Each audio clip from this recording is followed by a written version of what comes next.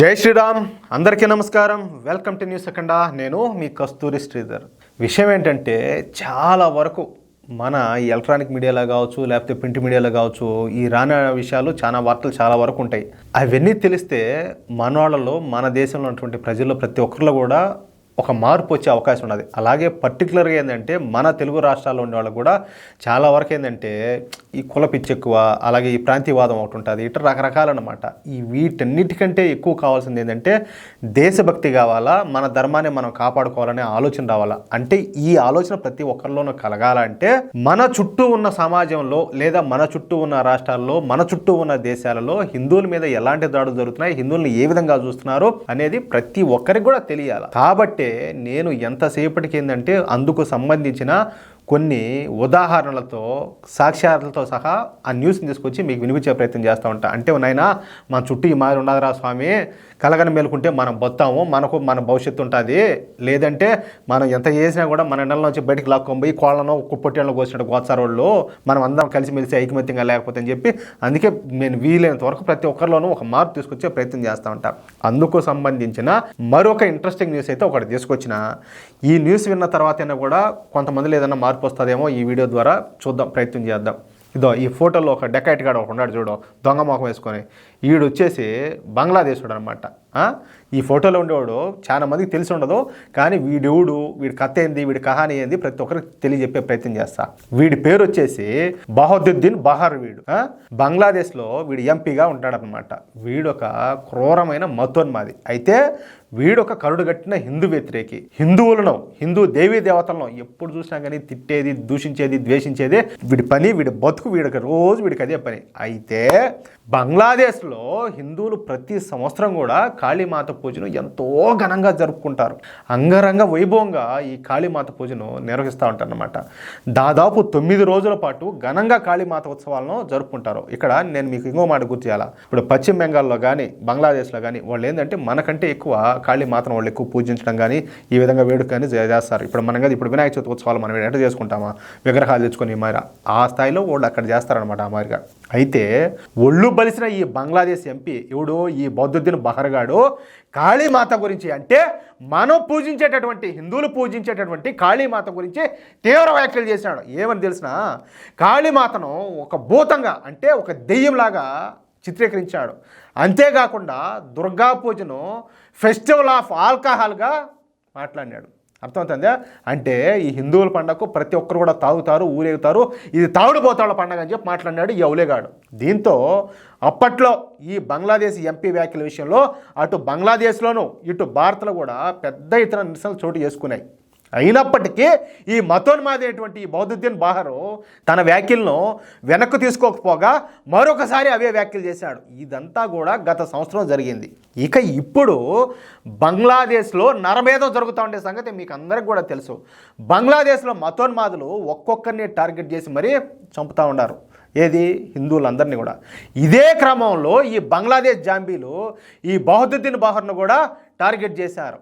ఎందుకు తెలుసా, ఆడ చంపుతాందంతా వీళ్ళ కదా, హిందువులను కదా, మరి వీడిని ఎందుకు టార్గెట్ చేశారని చెప్పి మీకు ఒక అనుమానం ఒకటి రావచ్చు. ఎందుకంటే వీడు వచ్చేసి షేక్ హసీనాకు సంబంధించిన అవామీ లీగ్ పార్టీకి చెందినోడు.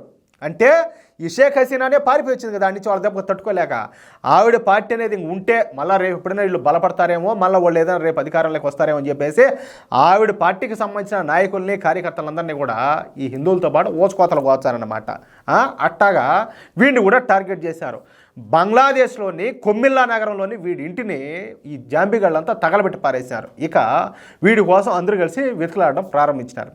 ఇక తాను బంగ్లాదేశ్లో ఉంటే తనను, అలాగే తన కూతురు ప్రాణాలకు ముప్పు ఉంటుందని చెప్పేసి గ్రహించేటువంటి ఈ అపర మేధావి వీడు ఏం చేశాడంటే, ఈ బంగ్లాదేశ్ ఎంపీ కదా వీడు, అయినా కూడా దాన్ని వదిలిపెట్టి పారదబ్బి గుట్టు చప్పుడు కాకుండా భారత్లోకి అయితే సైలెంట్గా వచ్చేసినాడియా. తన కూతురుతో సహా రహస్యంగా భారత్లోకి ప్రవేశించి కలకత్తాలోని ఒక రాజకీయ నాయకుడి ఇంట్లో ఇటు తలదాచుకున్నాడు. అంటే ఇటాటోడికి ఆశ్రయం ఇచ్చాడంటే ఓడి ఎటాటోడో ఓడివడో కూడా మీకు ఈ పాటికి అర్థం ఏంటది.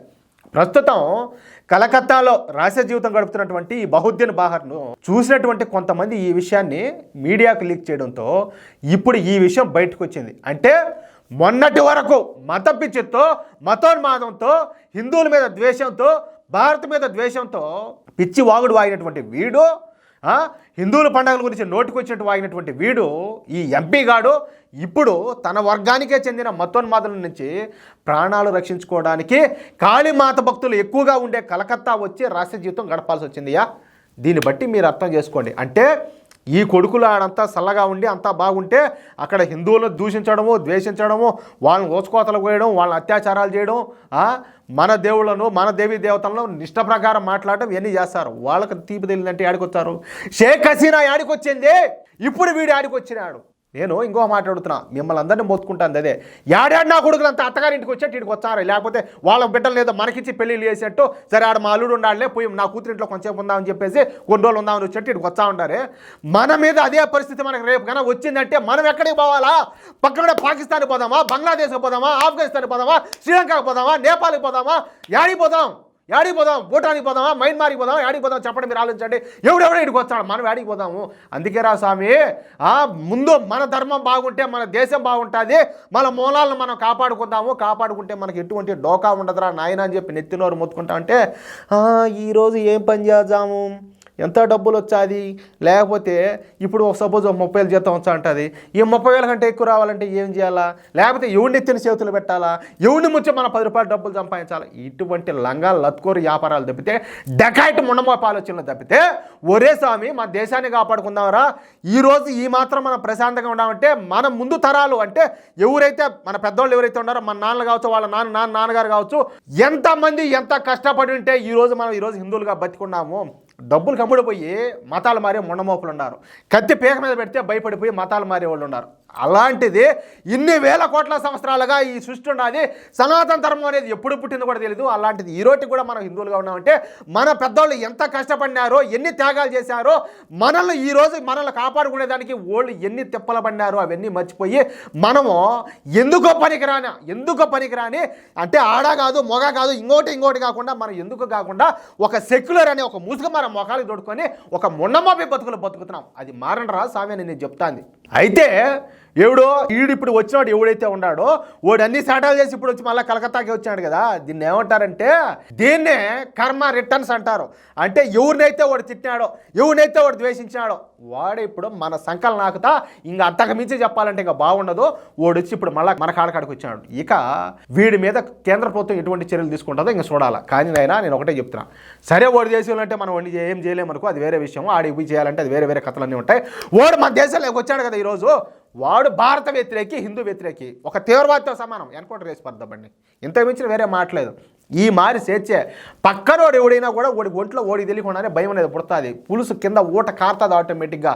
భారత పేరు దలసాలన్నా కానీ భారతదేశంలో మెజార్టీ పడినటువంటి హిందువులు పూజించేటటువంటి వాళ్ళ ఆరాధ్య దేవతలను ఏదైనా ఒక మాట అనాలన్నా తోలనాడాలన్నా కూడా వీళ్లకు ఒంట్లో జ్వరం కాస్తుంది. ఆ విధంగా చేర్చే తప్పితే మన దేశం కావచ్చు, మన ధర్మం కావచ్చు ముందుకు వెళ్ళలేదు. చాలా ప్రమాదంలో ఉన్నాం. ఇప్పటికే కలగని మేలుకోకపోతే ఇంకా మునిగిపోతాము. తర్వాత చేతులు గాలినా కాకులు పట్టుకున్నట్టు మళ్ళీ మనం ఏం చేసినా కూడా ఒక్కసారి పరిస్థితి విషమించితే మళ్ళీ ఏం తిరిగి రాదు. అది అర్థం చేసుకున్న వాళ్ళకి అర్థం చేసుకునేంత. ఈ వీడియోపై మీ యొక్క అమూల్యమైన అభిప్రాయాలను దయచేసి ప్రతి ఒక్కరు కూడా కామెంట్ రూపంలో తెలియజేయాలని చెప్పి కోరుకుంటూ, అలాగే ఈ వీడియో నచ్చితే దయచేసి లైక్ చేయడంతో పాటు ఈ వీడియోను ప్రతి ఒక్కరికి పోవాలా. తెలుగు వాళ్ళు ఎంతమంది అయితే ఉంటారో ప్రతి ఒక్కరు కూడా ఈ వీడియోని చూడాలా. ఇది కులాలకి సంబంధించింది కాదు, ఇది పార్టీలకు సంబంధించింది కాదు, ఇది దేశానికి సంబంధించింది, మన ధర్మానికి సంబంధించింది, మనం ప్రతినిత్యం పూజించే మన దేవీ దేవతలకు సంబంధించింది. ప్రతి ఒక్కరు కూడా ఈ వీడియో చూడాలా. ఆ విధంగా మీరు మాకు సహకారం అందిస్తారని చెప్పేసి మేము ఆశిస్తాం. అలాగే ఇంతవరకు ఎవరైనా కూడా మన ఛానల్ సబ్స్క్రైబ్ చేసుకోకపోతే దయచేసి ప్రతి ఒక్కరు కూడా మన ఛానల్ సబ్స్క్రైబ్ చేసుకోండి. ప్లీజ్ సపోర్ట్ చేయండి. జై శ్రీరామ్.